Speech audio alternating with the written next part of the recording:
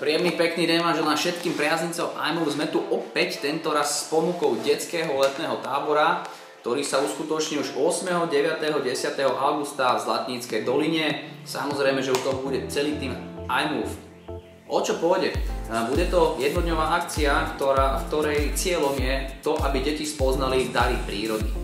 To znamená, deti budú plniť rôzne cvičenia pohybové, rôznych zručnostiach v lesi, vo vode, na zemi, vo vzduchu, plus cvičenia samozrejme pohybové, zábavné, kolektívne, tak aby získali indície. Tie indície ich navedú k tomu, že získajú kľúč a na základe tých kľúčov nakoniec otvoríme truhlicu a samozrejme sa dozvieme odpoveď na otázku, čo je najväčším darom prírody, a o toto pôjde.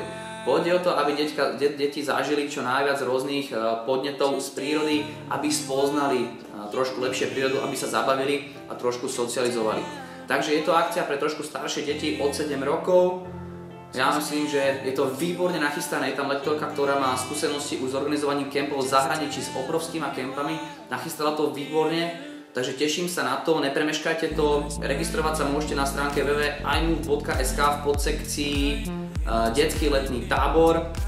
Cena jedného dňa je 20 €, si myslím, že to je vynikajúca cena, ktorá sa nám podarila vybaviť, a je to len na vás. Pozvite svojich kamarádov, priateľov, poďte na jeden deň, odložte tam deti, my sa o nich postaráme, zabavíme ich, ešte ich aj niečo naučíme, na konci si ich vyzvihnete. Je to super nachystané, registrujte sa na našej stránke, viac info nájdete tam, takže začíname 8. v Zlatníckej doline. Čau!